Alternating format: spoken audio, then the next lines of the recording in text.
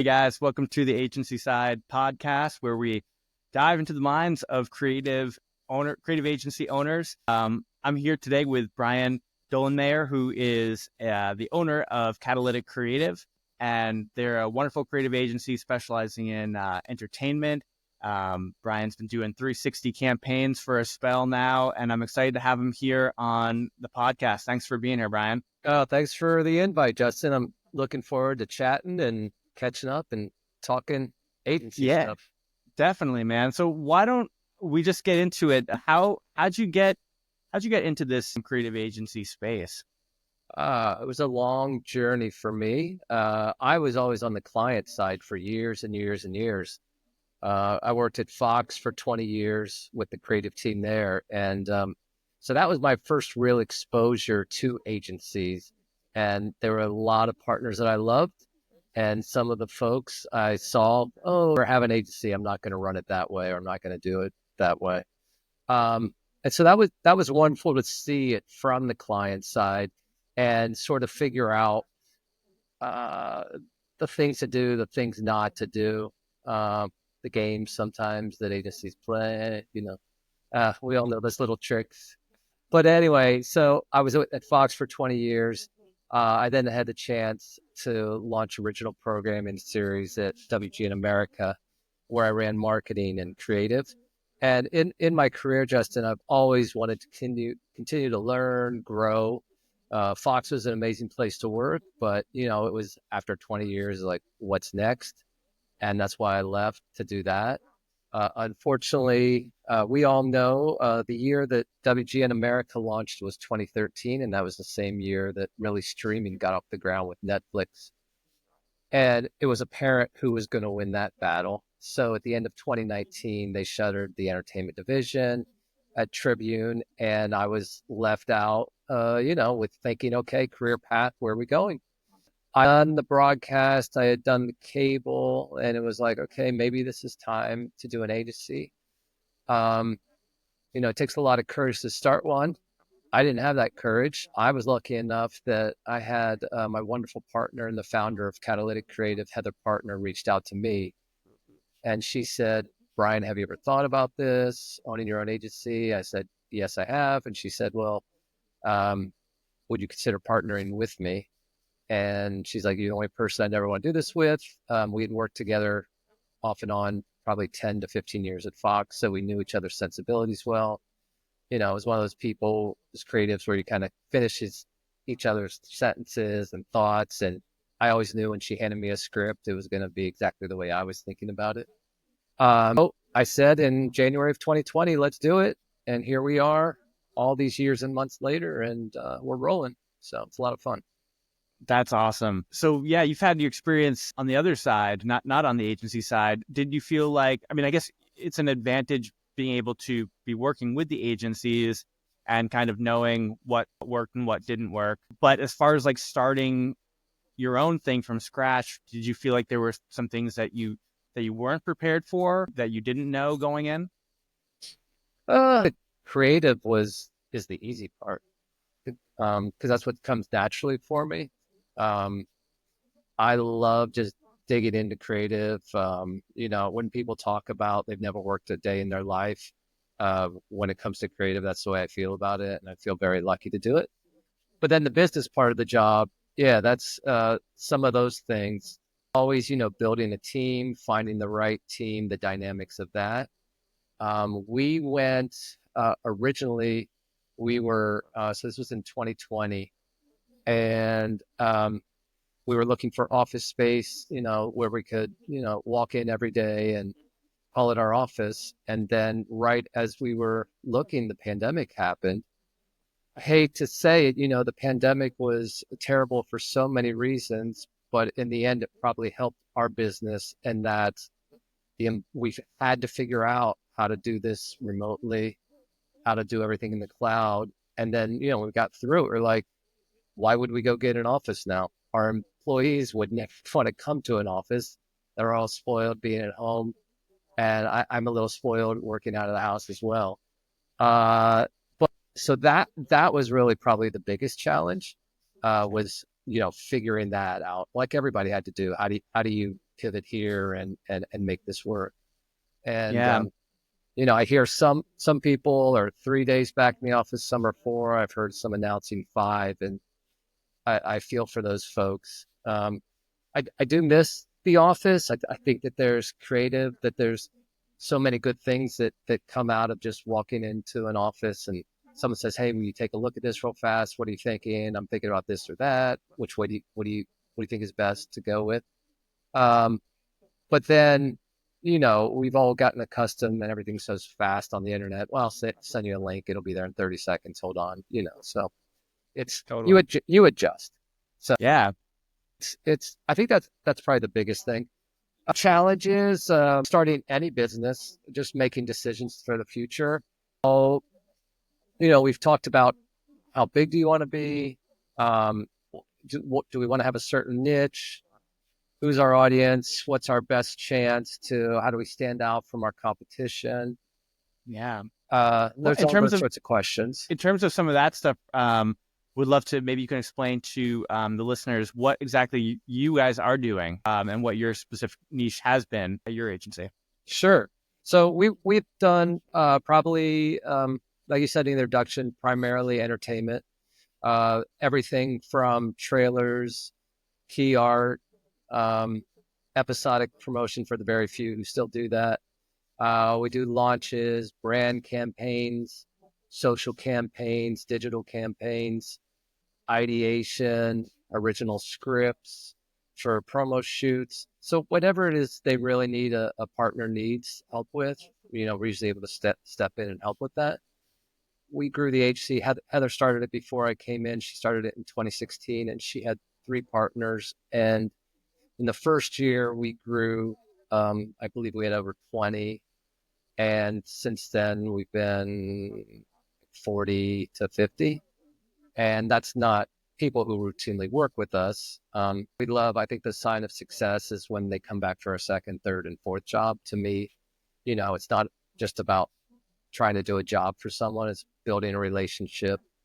Relationship building on this side is incredibly important. I'm so passionate about the work that I know what it's like, from being on that client side when you present that work and having someone sign off on it, how important that is, that, because our job is to make you as a client look better. So that's really been fun to do that, and hopefully gotten people through some tough campaigns, because there's been some challenging ones, that's for sure. Yeah, that's interesting. Do you have any specific campaigns that you've enjoyed the most, that you're maybe most proud of? Well, with the agency, I always enjoy them for different reasons. Our industry is changing so much. When I was at WG in America, I mean, we did, for every show, we would do a full-on print shoot, promo shoot. We'd have a day or two with the cast just to get whatever we want. And I think a lot of people now in the current environment are challenged so much with, how much money they can spend on getting assets. And now, instead of having always, beautiful gallery, it's, hey, can you pull some screen grabs from the show and turn that into art? So some of those are sometimes the most fulfilling, because it's a challenge. It's like, all right, how are we going to make this look like they spent $1 million on a shoot, but they didn't? And I think for the most part, we've been successful in doing that. Of our partners, I'm a bit of I love the emotional stuff. So we work with Hallmark a great bunch with their Countdown to Christmas campaign. And there's always a bet whether Brian will cry at the end of the movie or not. I usually do, even if I try to hold back. And that's been so much fun, and certainly always puts you in a wonderful mood, working on Christmas. And they are Yeah. some of the nicest people and so creative with what they do. And because it's hard. I mean, every year, how do you make it feel brand new again and make people excited about it and not feel like the same old thing? And that goes Yeah. back to my network days, where we'd have, working on, I don't know, whatever show it might be, say 24, and there are 24 episodes. How do you make each one unique How do you make it feel like this is the episode you have to see? So you have to bring that sort of thinking, into the future. And though they may not have 24 episodes, they have 24 movies, and with similar themes. And you find what's different about them, and make it special. Do you work a lot with the in-house teams of your clients as well, in terms of like their marketing departments as well? Is there sort of like what am I trying to look for? Are you kind of working together a little bit, and how does that work if so? Not that much. I think more what we do when we get the call, it's we need help. We need someone to think differently about this. It's either we need someone to think differently about it. We need, kind of a new spin on something, or we haven't launched it, or we haven't figured it out yet. We need help figuring that out. It could really be, hey, we need help because there's not enough people here anymore. Everyone's staffs are getting smaller and smaller and smaller.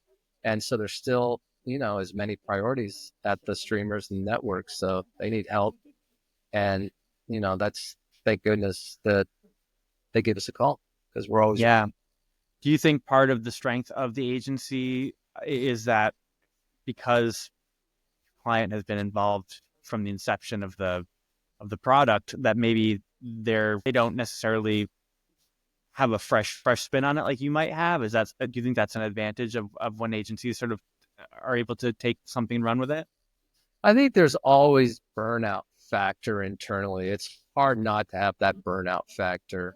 I think what also, from my time inside, I know that when we did hire agencies, the internal staff would always take it as a challenge, and it would bring out their best work a lot of times, because, you want to be seen inside. You don't want all the top tier projects going to an agency, because you're like, wait, I'm here. Don't you think I do good work? You don't like my creative? Well, I'm going to, show you with this one. And so it creates, it's not a competition, but it certainly raises the bar, I think, for everyone. And I think that's when agencies work well with internal teams. Now, how we work more with internal teams is certainly there are, people try and use this by, I'm like, where's that episode? We don't have that episode. So, they work so hard on just, we'll send that out to you. There's a lot of internal people on the operations side and creative who help us pull this whole thing together. It's always a big task, especially when you're working on some of the brand campaigns and they dump, 3 seasons of a show, or, 8 shows or 10 shows, whatever that might be. To get through all that, it's a load on both sides. Yeah. I read somewhere when I was just Googling you for the podcast, was that when did you grow up in Ohio? Am I correct about that? Yeah. Okay. And then you had mentioned that one of your main dreams was to make it to Hollywood. So you filled that. Are you in Hollywood right now? Is that where you're at? I am not. I live nowhere close to Hollywood. I tried, to get far away as I could, actually. I've lived in Thousand Oaks with my wife and kids since 1997. My wife and I, we loved LA, still love LA, but damn, it's expensive a house in LA. We sort of just went out as far as we could get. We're like, oh, we can afford that. Yeah, okay, that's good. So it was a great community. Fell in love with it. Great place to raise children. I had to commute 5 days a week. So, I missed out on a lot, but it was all, I have just such a supportive family, and they've been great. And now I think back to spending 2.5, 3 hours in a car a day. And that's like, how did I do that? That's what I did. People on the East Coast, they've got those subways coming in from Jersey. I know, I talked to them. They're like hour 45. They got long commutes. Yeah, man. I mean, I actually live in Vermont. Some of our viewers might know, because they're, they see my LinkedIn as I'm in Los Angeles, and they are like, wait, I got this like East Coast phone number. What's going on? I thought you were in LA. I had no idea. I was in LA for a long time with my wife as well. We lived in Echo Park, and then after we had our first, we realized that like the space was kind of small, and all of our family was on the East Coast, and we sort of were like, we didn't imagine we would ever leave LA, but then once we had the kid, it was like, we got to get out of here. We need help. And we went here like right before the pandemic, and we found a house here, which was definitely more affordable because we tried to do the LA thing. I mean, we were looking at a lot of like condos in like East Hollywood and like around Echo Park. And we were just like, I just don't, I don't know if we're gonna fit here, and it like I don't know if this place is like it just wasn't quite as friendly of a place for us to for us to be to raise two kids now. So we're here in Vermont. Yeah. Well, congrats on the kids and congrats on the move. That's always big. Thanks, man. For us, just moving to Thousand Oaks still was very LA based, and I love the city of LA. I'm a huge Clippers fan. Grew up despising the Dodgers. I was a Reds fan, but now I've become a Dodgers fan, and so we love going out to the park. And it's a great city. Yeah, man. What was Ohio like? You were there all through your childhood? I left I think I was 22 or 23. It was wonderful. Very different than it is today. Times have changed so much. It didn't have the diversity that we, have here in California. I think that's changed now, though. If you flew back to Columbus now, it would look completely different. Back then, it was different. And I always felt like when you say it was a Hollywood dream, I had an internship. I was lucky to get one in my senior year of college. I went to a really small school in Ohio, and I came. And it was during an NBC. The engineers had gone on strike, so they brought all their editing facilities, all their editors into Complete Post, which is no longer around, but it was a finishing house, and so the whole NBC promo team was working there. And so I got to see firsthand what it was like working, how these network people did it. And I learned so much. Originally, I thought I was going to be a director or an editor, but it's not obviously my main job. But then I went to set and I was like, oh my God, I'm so bored. Like, because I'm just used to like to go fast, fast, fast, fast, fast. And I can't wait 20 minutes for someone to relight something or, someone has to get hair and makeup to come in. I love going fast. I can do if we got a promo shoot, I'm fine. I love that because that's one day, got to get it done, right? But to be on a show for days on days, then I couldn't do that. I can understand. I like the fast pace of things myself. My only experience in Ohio is I played when I used to be a touring musician, and I played once at I played once at the John Glenn High School. Actually, I performed there. Where is that? Man, I don't even really remember. I'd have to look it up. It was many years ago. But John Glenn High School was my one. Yeah, through Ohio. Yeah, I still have family there. And I love going back, but California is home. California is definitely home, and I think it always will be home. Totally. In terms of like, what's next for you guys? What do you kind of see on the horizons, at Catalytic Creative? Well, I think we've talked a lot about diversifying and going outside of entertainment. We've done a couple campaigns with the beverage industry. We've done some other things that I can't talk about right now, but we've looked at, that's how I think that if we were to grow, we all know what's going on in entertainment and how challenging the environment is. Yeah. Entertainment is my passion and my love, but there's still a whole lot of fun in figuring out a brand campaign for whether it be clothing or makeup or a car, whatever that might be. There's so much creative thinking that happens. I also teach a class I'm an adjunct professor at Emerson College here. Oh, yeah. Cool. I have the LA campus here, and I run a class. It's called Agency of Record. And in that class, it's basically we're set up as if we are a working agency. So that's where, I'm working across so many different type of brands outside of entertainment.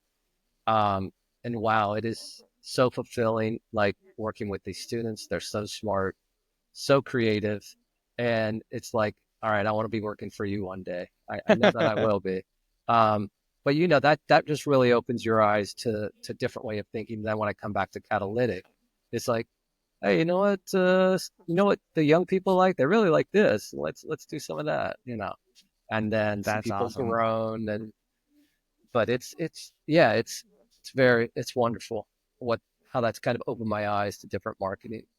Do you think that's the key for a lot of companies to sort of survive here in entertainment? It's to diversify their portfolio a bit and be working on brand and really kind of taking anything that comes to the door to keep the doors open?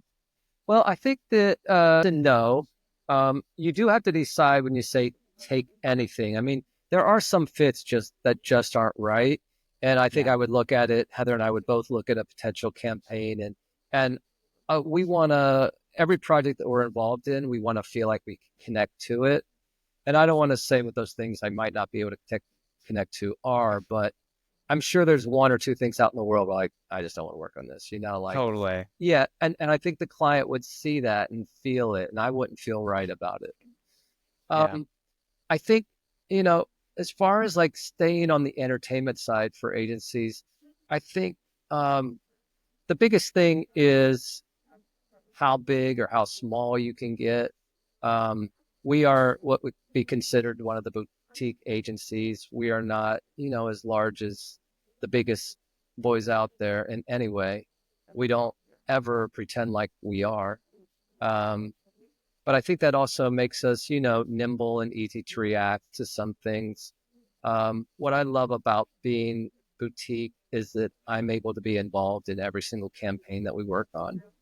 So I feel like that's important. If my name is on the website or on the sign, if you're coming to work with me, that you actually get to work with me instead of me handing you off to three other people who just started in the business. That said, you got to be careful then that you're not so involved that you get lost in the weeds and everything because you're touching a lot of different projects at the same time. I feel like that personal connection and just knowing it's like, hey, you've seen the creative I've done my whole life. And, when you come to us, you know that you're going to get that as compared to, someone else. So Totally.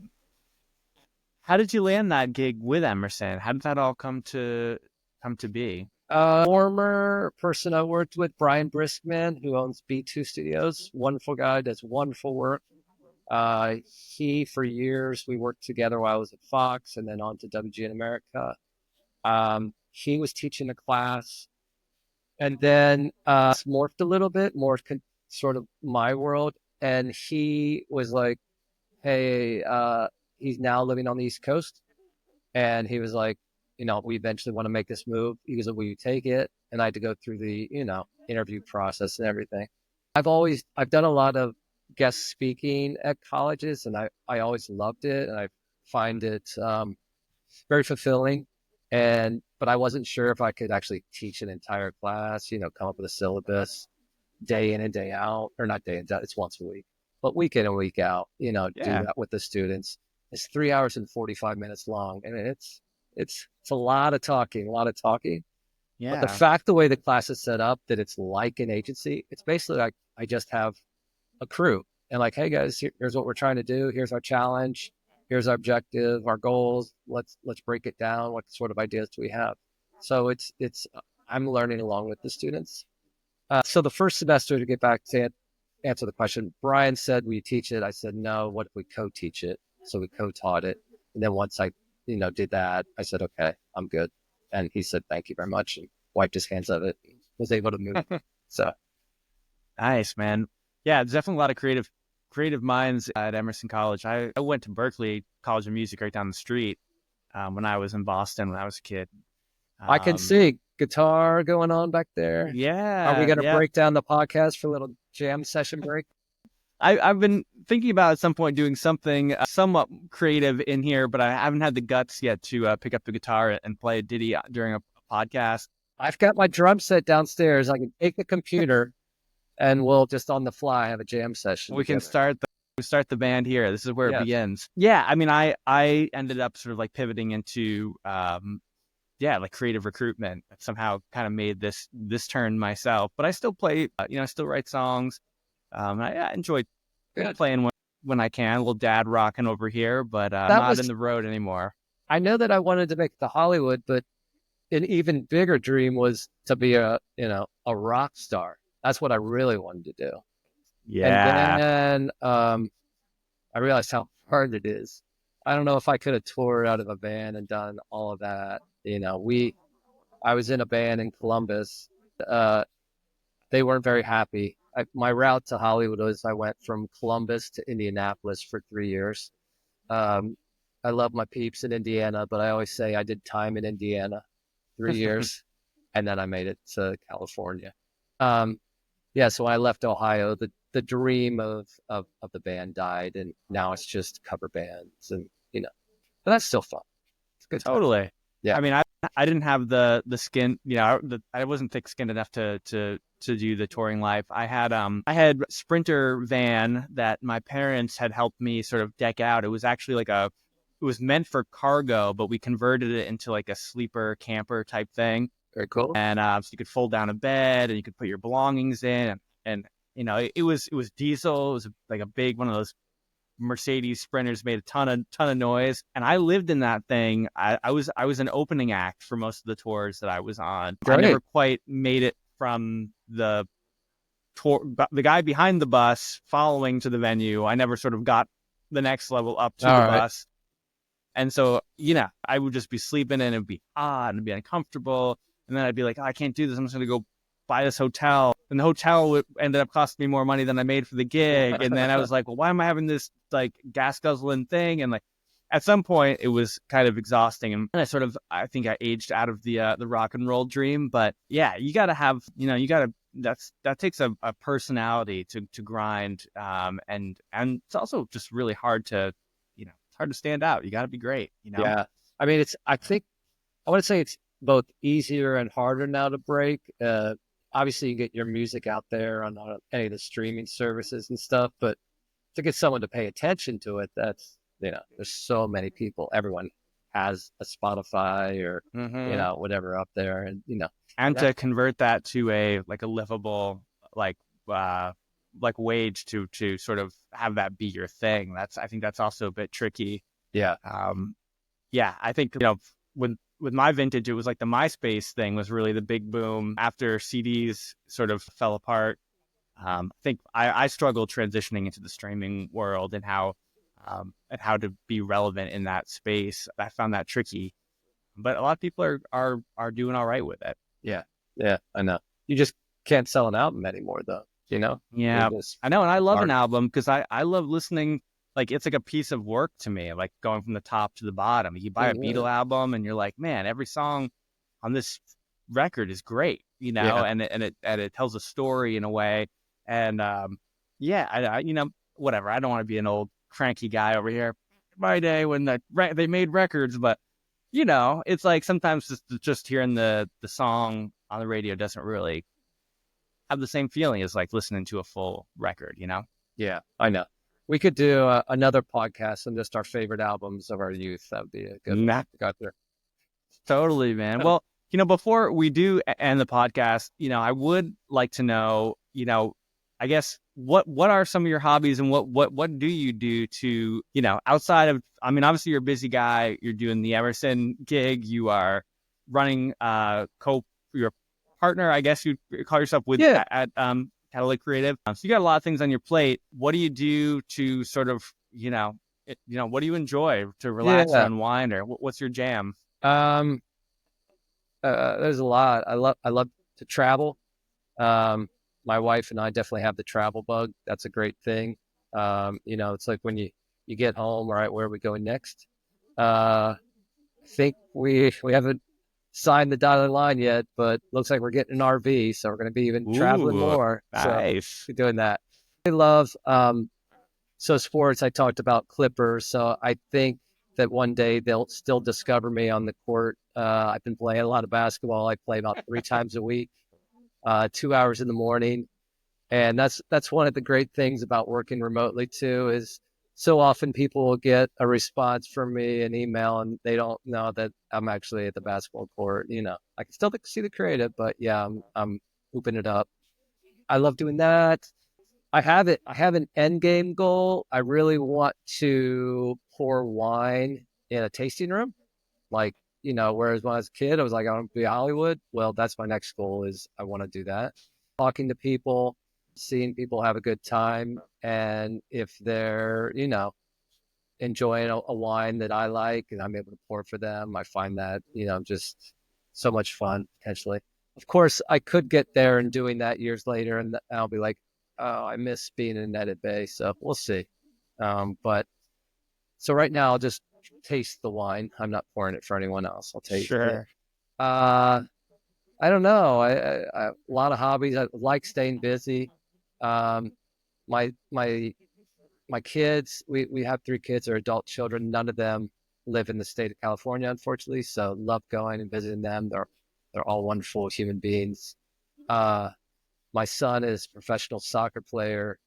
My wife Cool. believes that I think I'm on the team too, the way I root for them and talk about strategy and game plans and stuff. So I got a lot going on. Can't complain about anything, Justin. That's awesome, man. Well, thanks, Brian, for being on the show and talking to us. It's really been a pleasure having a conversation with you. And yeah, let's do another podcast and we'll talk about our favorite albums as childhood. And I'd love to do it. I'd love to do that. And I wanted to say thank you for inviting me and, to all my HC partners out there and friends, good luck to all of you. We all know how rough it is there right now. And for everybody in the industry, let's hope this thing turns around and just, support each other. It's all we can do.